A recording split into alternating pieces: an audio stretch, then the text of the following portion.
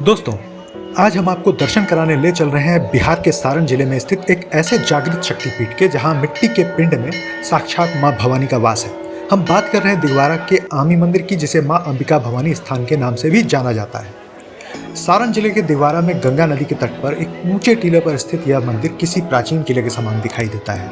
यहाँ देवी की कोई पाषाण यानी पत्थर या धातु की मूर्ति नहीं है। यहाँ माँ दुर्गा की पूजा मिट्टी के पिंड के रूप में की जाती है।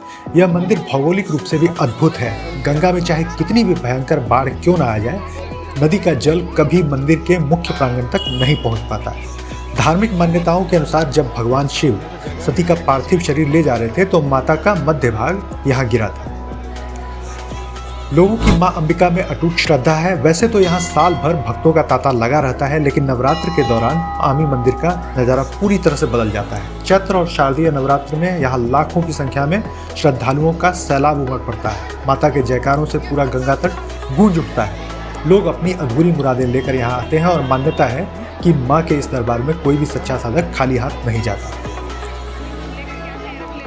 यहाँ मंदिर के बाहरी हिस्से में कई प्रसाद की दुकानें लगती हैं, जहाँ से आप प्रसाद ले सकते हैं। यहाँ पर आम दिनों में भी काफ़ी भीड़ रहती है। विशेष रूप से सोमवार और शुक्रवार को यहाँ लोगों की लाइन लगी रहती है।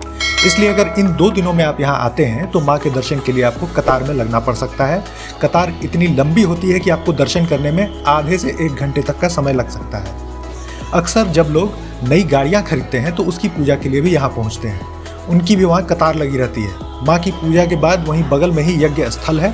उसके सामने ही भगवान शिव की विशाल प्रतिमा है। मंदिर में ही अलग से नारियल फोड़ने का स्थान बना हुआ है।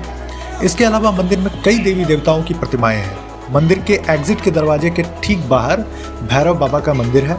मंदिर में ही भगवान शिव की प्रतिमा के पीछे गंगा की तरफ जाने के लिए रास्ता बना हुआ है। वहाँ से गंगा जल लाकर आप मंदिर में चढ़ा सकते हैं। हालांकि मंदिर के बाहर से भी गंगा की तरफ जाने का रास्ता है। घाट पर हमें सफाई का थोड़ा अभाव दिखा, जहां तहां कूड़ा जमा था। आमी मंदिर का इतिहास बहुत ही गहरा है और पुराना है। इसका सीधा संबंध श्री दुर्गा सप्तशती की मुख्य कथा से है। कथा के अनुसार प्राचीन काल में राजा सुरथ नाम के एक प्रतापी राजा थे, जिनका राज्य दुश्मनों ने छीन लिया था। वहीं दूसरी ओर समाधि नाम का एक वैश्य था, जिन्हें उनके ही परिवार ने धन के लालच में घर से बेघर कर दिया था। अपना सब कुछ खो चुके और दुखी मन से भटकते हुए ये दोनों मेधा ऋषि के आश्रम में पहुंचे। महर्षि मेधा ने उनके दुखों को दूर करने के लिए उन्हें देवी महात्म्य का ज्ञान दिया। महर्षि के आदेश पर राजा सुरथ और समाधि वैश्य ने इसी गंगा तट पर मिट्टी का पिंड बनाकर माँ दुर्गा की कठोर तपस्या शुरू की।